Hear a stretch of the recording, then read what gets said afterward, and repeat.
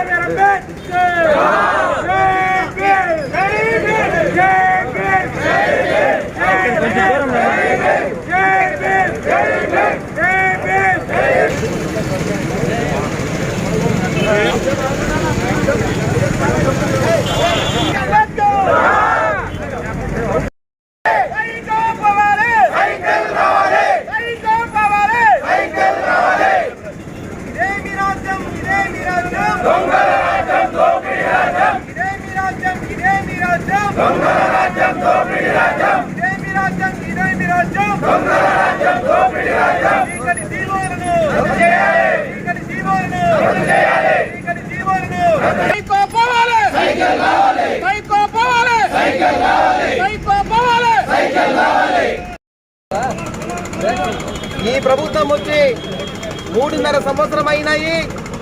3.5 సంవత్సరంలో ఈ ప్రభుత్వం చేసిన ఘనకార్యాలు ఏరా అంటే ప్రతిపక్షాన్ని అనగదొక్కడం, అంతేకాకుండా భారత రాజ్యాంగాన్ని రచించిన అంబేద్కర్ గారిని ఒక రాజ్యాంగాన్ని ఏ విధంగా కూడా ముందుకు సాగనీయకుండా దాన్ని కూడా తొక్కే విధంగా ఈరోజు ఈ ప్రభుత్వం చేస్తూ ఉంది.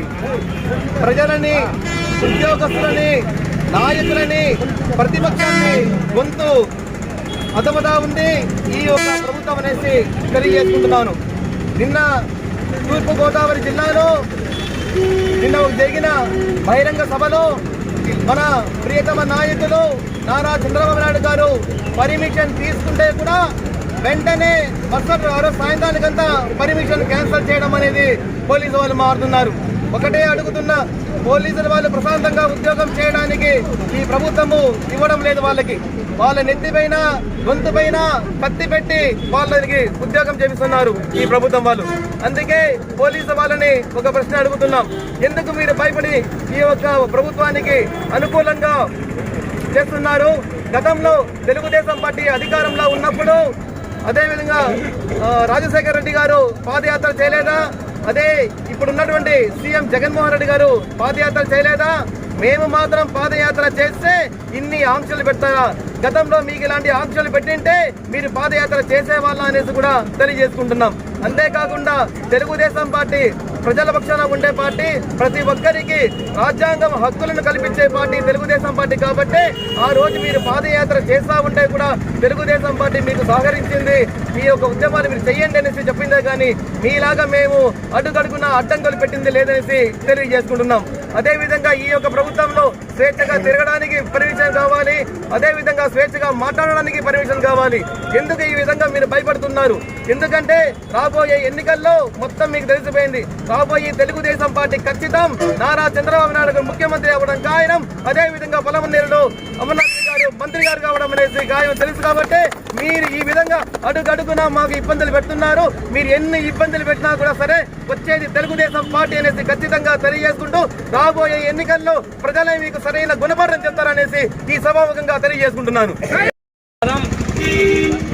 ఈ ఆంధ్రప్రదేశ్ ప్రభుత్వంలో జరుగుతున్న ఈ జగన్మోహన్ రెడ్డి ప్రభుత్వానికి వ్యతిరేకంగా, ప్రజా వ్యతిరేక విధానాలకు వ్యతిరేకంగా తెలుగుదేశం పార్టీ జాతీయ అధ్యక్షులు, సుదీర్ఘ రాజకీయ అనుభవంలో మచ్చలేని మహానాయకుడు, మాజీ మంత్రివర్యులు శ్రీ గౌరవనీయులు శ్రీ నారా చంద్రబాబు నాయుడు గారు ఇదేం కర్మ ఈ రాష్ట్రానికి అనే పర్యటనలో భాగంగా నిన్న తూర్పుగోదావరి జిల్లా అనపర్తి నియోజకవర్గంలో ఇంతకు ముందునే పోలీసుల దగ్గర పర్మిషన్ తీసుకొని తన పర్యటన యథావిధిగా కొనసాగిస్తుంటే అతనికి వస్తున్న ఆదరణ చూసి జన గుంపులుగా సమూహంగా తండోపతండాలుగా వస్తూ ఉంటే ఈ అధికార వైఎస్ఆర్ పార్టీ నాయకులకి గుండెల్లో రైలు పరిగెడుతూ ఉంటే, వాళ్ళు ప్యాంట్లు తడిసిపోతూ ఉంటే, నిన్న అకారణంగా పోలీసులను అడ్డు పెట్టుకొని అంబేద్కర్ రాజ్యాంగాన్ని అవమానపరిచే విధంగా రాజారెడ్డి రాజ్యాంగానికి సంబంధించి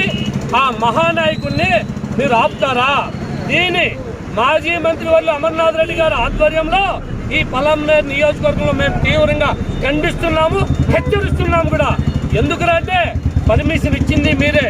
మళ్ళీ అటువంటి నాయకుడిని సుమారు ఈ గుంతలమయమైన రోడ్లో కారు చీకటిలో 7 కిలోమీటర్లు నడిపిస్తారా? ఆ మైక్ తీసుకుంటే మైక్లో మాట్లాడుకుని అవమానిస్తారా? మా దళిత జాతికి సంబంధించిన మాజీ మంత్రివర్యులు కేఎస్ జవహర్ గారిని కనీసం కుర్చీలో కూర్చోలేకుండా పోలీస్ స్టేషన్ నేలపై కూర్చోబెడతారా? ఇదేనా మీరు చేసుకున్నటువంటి ప్రమాణము? నేను అడుగుతున్నా. ఇది మీకు ఎంత మాత్రమో తగదు. కనీసం దళితులు కుర్చీలో కూర్చునేకి అర్హులు కాదా జగన్మోహన్ రెడ్డిని మేము అడుగుతున్నాము. ఎంతకాలం మీ దమనకాండ? ఎన్ని రోజులు మీ దౌర్జన్యాలు? ఎన్ని రోజులు? అసలు ఈ రాష్ట్రంలో జరుగుతున్న పరిపాలన ఒక్కసారి చూస్తుంటే అన్నా పోలీస్ అన్నలో మీకు విజ్ఞప్తి చేస్తున్నా, ఈ ప్రతిపక్ష నేతగా ఉన్నటువంటి ఈ ముఖ్యమంత్రి పెద్ద మనిషి అప్పుడు పోలీసులపై నమ్మకం లేదన్నారన్నా. మీరు కూడా మీ యూనిఫామ్ గౌరవం ఇచ్చి, మేము అంబేద్కర్ రాజ్యాంగానికి గౌరవం ఇస్తామే కానీ రాజారెడ్డి రాజ్యాంగానికి మేము ఎంత మాత్రము గౌరవం ఇవ్వము. ఖచ్చితంగా బుద్ధి చెప్తాము. ఇక్కడ లోకేష్ పాదయాత్ర కానీ అక్కడ చంద్రబాబు నాయుడు గారు కానీ అడ్డుకుంటే రాష్ట్రమంతా సంఘటన అవుతాము, మిమ్మల్ని కుర్చీ దింపుతాము. ఖచ్చితంగా మీకు తెలిసిపోయింది ఇంటికి పోయేది. కాబట్టి నిన్న జరిగిన ఘటనకు మేము తీవ్రంగా ఖండిస్తూ, హెచ్చరిస్తూ, ఇలాంటి ఘటనలు మళ్ళీ పునరావృతమైతే నిన్నేం జరిగింది? మా కార్యకర్తలు బ్యారికేడ్లు తోసుకొని పోయినారు. మేము పోలీసులకి సహాయ నిరాకరణ కూడా చేస్తాము. ఇది గుర్తుంచుకోండి. మళ్ళీ ఇది కాకపోతే ఈ మేధావులారా ఏ కలుగులో దాక్కున్నారయ్యా? చంద్రబాబు నాయుడు ఉన్నప్పుడు ఒంటికాల పైన లేచే వాళ్ళంతా ఇప్పుడు ఎక్కడ దాక్కున్నారో తెలియదు. రండి, మేధావులు, ఆలోచన పనులు, ఉద్యోగులు, కార్మికులు, కర్షకులు, రైతులు, మహిళలు అందరూ గొంతెత్తి ఈ జగన్మోహన్ రెడ్డి ప్రభుత్వాన్ని మీరు నిలదీయని కూడా మేము ఈ సభాముగా తెలియజేస్తూ, ఇంతటితో మీరు కానీ ఈ ఘటన అట్లే నిలుపుదల చేయకపోతే అమర్నాథ్ రెడ్డి గారి ఆధ్వర్యంలో పెద్ద ఎత్తున ఉద్యమిస్తాము, మీకు తగిన బుద్ధి చెప్తాము. ఇప్పటికే తెలిసిపోయింది, కలిసి కాసుకోండి. మా ప్రభుత్వం వస్తే ఎవరిని వదిలిపెట్టేలా తప్పు చేసిన వాళ్ళని. కాబట్టి ఇది గుర్తుంచుకొని దళితులకు జరిగిన అవమానాలు కూడా మేము తీవ్రంగా నిరసిస్తూ మేము ఈ విధంగా హెచ్చరిస్తున్నాం, ఖండిస్తున్నాం. జై హింద్, జై తెలుగుదేశం. ఎందుకంటే రాజ్యాంగబద్ధంగా సభలు నిర్వహిస్తున్నటువంటి మా జాతీయ అధ్యక్షుడు చంద్రబాబు నాయుడు అడ్డుకోవటం చాలా ఘోరం. నన్ను అన్నిటికంటే బాధాకరమైన విషయం ఏమిటంటే పోలీసులను చూస్తే మాకు జాలి వేస్తుంది. అయ్యా పోలీసులు ప్రతిపక్షం వాళ్ళు, లేకపోతే న్యాయం జరగకుండా అన్యాయం జరిగిన వాళ్ళు రోడ్ల మీద కూర్చొని వారి యొక్క నిరసన వ్యక్తం చేస్తారు. అలాగే మాకు ఖచ్చితంగా న్యాయం కావాలని ధర్నాలు చేస్తారు.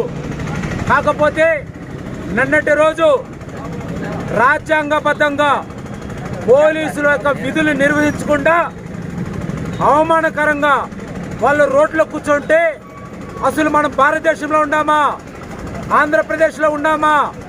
డాక్టర్ బిఆర్ అంబేద్కర్ రాసినటువంటి రాజ్యాంగం అమలవుతా ఉందా అని డౌట్ వచ్చేసింది మాకు. అయ్యా మేము ప్రతిపక్షం వాళ్ళు మేము నిరసన వ్యక్తం చేయాలా, మేము రోడ్ల పైన కూర్చోవాలా? సిగ్గు లేకుండా ఈ పోలీసులు అధికార పక్షం వాళ్ళకి తొత్తులై సిగ్గు లేకుండా రోడ్లో కూర్చుంటా ఉన్నారు. ఎంతమంది లెక్కలేని మంది పోలీసులు, కొంతమంది పోలీసులు ఈ యొక్క అధికార పార్టీ వాళ్ళకి తొత్తులై వారు మోచేళ్ళు నీళ్లు తాగడానికి సిగ్గు లేకుండా రోడ్ల పైన కూర్చుంటున్నారు. మీకు సిగ్గు లేదని అడుగుతున్నాను. అయ్యా ఈ ప్రభుత్వం శాశ్వతం కాదు, పొద్దుపోయింది. ఇప్పటికైనా కనువిప్పు తెచ్చుకోండి. ఈ శాశ్వతంగా ఉండే ప్రభుత్వం కాదు రాబోయే తెలుగుదేశం ప్రభుత్వం. అప్పుడు కూడా మీరు ఆ కాకి బట్టలు వేసుకొని ఉద్యోగం చేయాలా? మీ హృదయం పైన చేయి వేసుకొని చెప్పుకోండి. మేము నిజంగా మేము రాజ్యాంగబద్ధంగా ఉద్యోగం చేస్తున్నామా? ఎవరు సొత్తు ఇవ్వట్లేదు, మీకు జీతాలు ప్రజలు సొత్తు ఇస్తున్నారు. రాజ్యాంగబద్ధంగా మీరు డ్యూటీలు చేయకపోతే రాబోయే రోజుల్లో మీకు కూడా బుద్ధి చెప్పాల్సింది తెలియజేస్తున్నాము. ఈ సందర్భంగా కొంతమంది పోలీసులకు హెచ్చరిస్తున్నాం, రాజ్యాంగబద్ధంగా మీరు నడుచుకోకపోతే తగిన ఫలితం ఖచ్చితంగా అనుభవిస్తారని తెలియజేస్తూ, ఇదే విధంగా మీరు కొనసాగితే ఖచ్చితంగా అమర్నాథ్ రెడ్డి గారి ఆధ్వర్యంలో ఖచ్చితంగా ప్రజాస్వామ్యం ఎదుర్కొంటామని హెచ్చరిస్తున్నాం. జై ఎన్టీఆర్.